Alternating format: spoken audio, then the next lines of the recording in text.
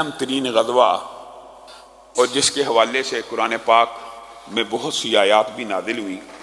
بعض آیات ہم سمجھتے ہیں کہ صرف غزوہ بدر، احد اور تبوک اور حنین اور اس طرح کے غزوات کے یا صلح حدیبیہ وغیرہ کے موقع کے اوپر نازل ہوئی۔ قرآن پاک کی متعدد آیات کچھ ایسے غزوات کے بارے میں بھی نازل ہوئی ہیں کہ جس کا عرف عام میں لوگوں کو علم نہیں ہے۔ انہی میں سے ایک غزوہ بنی مستلق ہے، اور یہ سن 5 ہجری میں پیش آیا۔ شعبان کو رسول اللہ صلی اللہ علیہ وسلم نے 700 گھڑ سواروں کو تیار کیا، 700 نوجوانوں کو تیار کیا، اور ان میں 30 گھڑ سوار بھی شامل تھے۔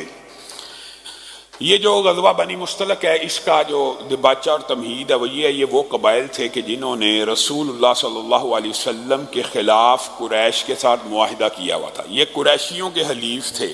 غزوہ احد کے اندر بھی انہوں نے قریشیوں کا ساتھ دیا، جیسے غزوہ احد کے بعد میں آپ کو مختلف مارکوں کے بارے میں بیان کر رہا ہوں کہ رسول اللہ صلی اللہ علیہ وسلم اپنی ٹیریٹری، اپنی ریاست کی حدود اور اپنے ریاست کے امور اور اپنی ریاست کے معاملات واضح کرتے جا رہے ہیں۔